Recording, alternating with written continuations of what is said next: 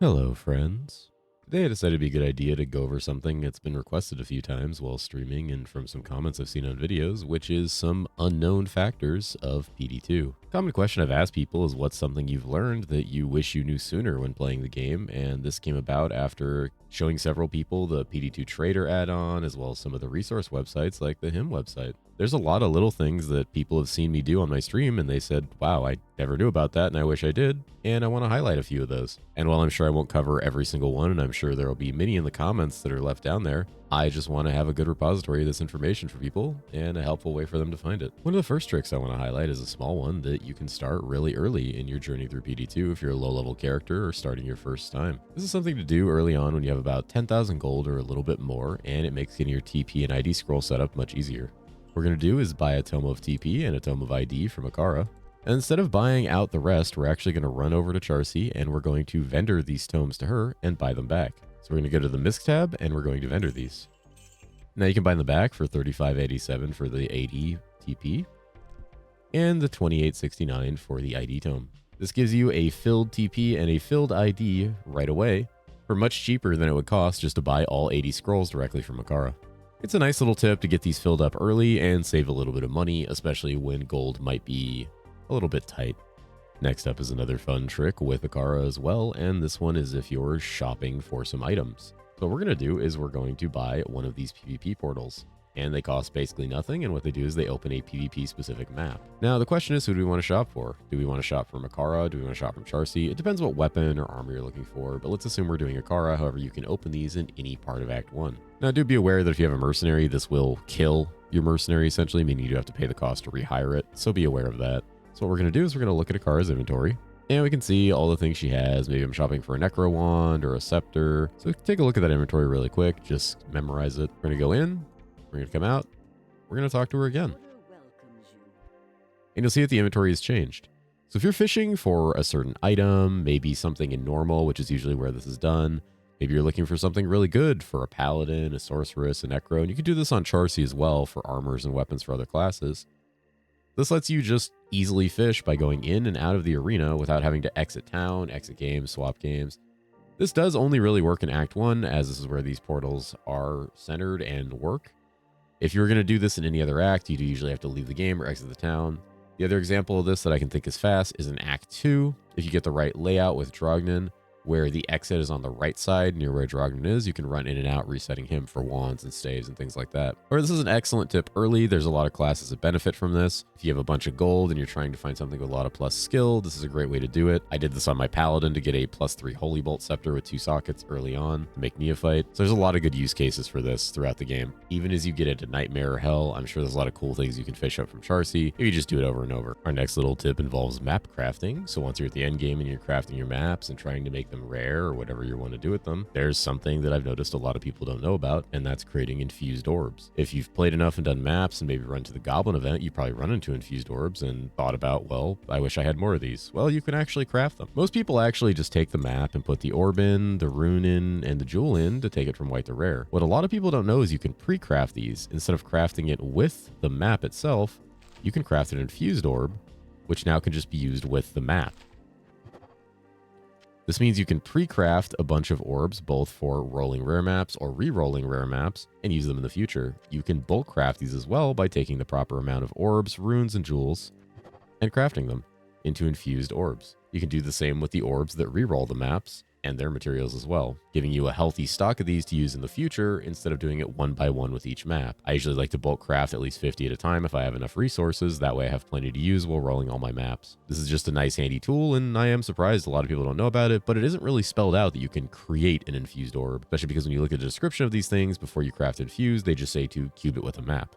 One that I use quite often on stream and a lot of people don't actually know about is the advanced stat sheet. The default key for it is 8 on your keyboard, and this pulls up an advanced stat sheet on your screen. And though my chunky self is a little bit in the way, it does display most everything about your character. You got things like your resists and the overcapped value, you've got your EXP, your additional EXP chance, your level, your name, pretty much every stat you could know or need for your character, as well as all of your breakpoints for the currently equipped ability. If I were to swap abilities at all, maybe to something else, like Joust, I can see it would change if it has a different IAS or FCR breakpoint. This allows you to easily easily know what your breakpoints are, what your total stats are, and everything you need, as well as what you have equipped or unequipped. Even for physical down here, you have Crushing Blow and Deadly Blow. This is a great stat sheet when you're trying to min-max your character or reach specific breakpoints or just know things about your character. It's amazing to have. And what a lot of people don't know is actually you can do the same for your mercenary. Open your mercenary window with the default key O and then hit 8 as you would for yourself, and this actually opens the stat page for your mercenary. You can also look at these things for your mercenary to look at breakpoints, FHR, and all of their own stats. This makes min-maxing and keeping your mercenary in the state you want it in much easier, something a lot of people just didn't know about. Another one I'll talk about, but I can't give a direct example upon visually, is puzzle boxes. Well, a lot of people actually ask if they should corrupt or puzzle box an item first, and you should always corrupt it first. When you corrupt an item, there's a chance that you get sockets from the corruption. Usually with your filters, you can hover over these things and see on a non-corrupted item the max sockets. I'm using the Hiim filter, but a lot of filters will show this. Right there you see under the required level, you have the Larzik quest, you have the Larzik's puzzle box, and you have corruption. You can usually get more sockets from a corruption than you can from the puzzle box. So it's always advised that you corrupt an item first if you plan to, and then puzzle box it after. If you're not in risk or worried about losing the item or bricking it, go ahead and corrupt it, and then if you need sockets, puzzle box it after. Don't puzzle box it first. Another feature a lot of people might not know about that's kind of fun is you can inspect other players. Hover over them with your mouse and press 0 on your keyboard. It'll actually let you inspect all of their gear. It's kind of neat if you want to see other people who may be playing the same class as you or just in general want to look at people's gear. Kind of fun, something that normal D2 doesn't really offer, but it is pretty cool. I've always enjoyed this just to get an idea if maybe people in my game need something that I dropped, or if somebody's playing something I am, or just out of general curiosity to see what other people are doing. Another setting a lot of people have asked me about is the D2 GL settings for my graphics. Some people say the game looks really good on my end, and other people are curious how to make it look good, or if they want to change how it looks, or even go into windowed mode. So there's two ways to get here. One, you can actually go into options, go to video options, go to D2 GL, and go to advanced options. The other way to do this is hit Control and O, and that'll usually open it up. If you have the PD2 Trader add-on installed, this will instead open up the PD2 Trader settings. So do keep that in mind that if you have that installed and active, just go through the options. This allows you to look at your quality preset. You can change full screen to windowed. You can change pretty much every aspect of what you got going on here as far as max FPS, everything you want. You've got graphics. You can change your shader preset, making your game look entirely different depending on what you're looking for. You can change your bloom, your luma sharpen. You've got everything possible here to make your game look much higher quality than it used to back in the day. This is something a lot of people haven't really messed with, and maybe there's a version of this you like better for your eyes or your settings or what you prefer. Another thing I'll throw in here for anybody who's brand new to PD2 and probably hasn't been informed yet is mercenaries are different from the original LOD. They actually have new auras, and there's a new type of mercenary in Act 4. There's a list of this on the website if you go to the wiki, and you can see the different auras that they have available here, even going as far as showing the Act 4 mercs. One does amplify damage and one does sanctuary.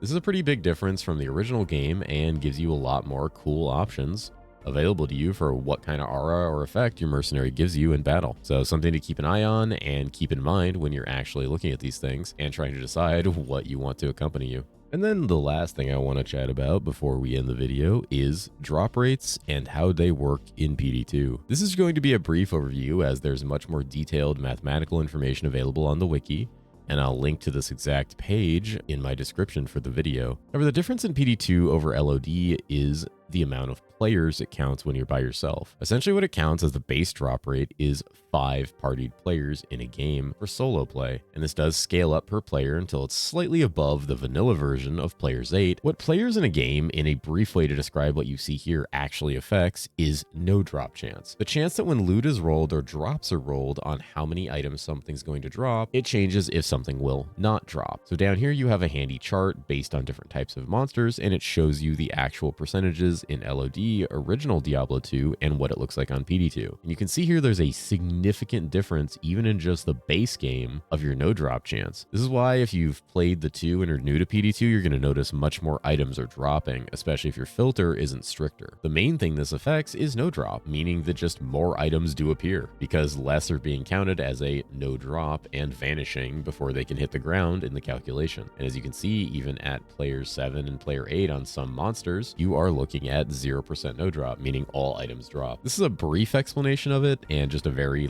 quick and dirty version. If you want to look at the actual math of it and the full explanation, like I said, I'll leave the description in the bottom. I just know this is a question that comes up pretty often for people who are new to PD2, who are either wondering what the differences are or what the main difference in loot is. This page also does explain the main mechanics of PD2, so if you're interested and you're new to starting and you want to see if there's a lot of big differences, I highly suggest looking at this. Hopefully some of these are helpful. Maybe you haven't seen them or didn't know about them before, and I wanted them just to be something that maybe even people who have played for quite a while could see and be like, wow, I didn't know that. Some of these were kind of enlightening to people in my chat, and even some of them might have been enlightening to me as well early on. I played this game for a long time, and there's new things I learned every season that I had no idea about. I don't think there's any shame in that, as a lot of these things are tricks or things that aren't well documented and more of tribal knowledge, which just a lot of people might not know, and there's not any clear guides or information out there to tell you what to do or if this is the right action. If there's something missing from the video or something else you learned recently that you'd like included, maybe in a future video, or just to leave in the comments so people watching this video can know about it, go ahead and comment down below. But I hope this video helped out, and I'll see about making some more PD2 videos in the future. Anyway, I'm Sleepy Cat, and I'm tired. Good night.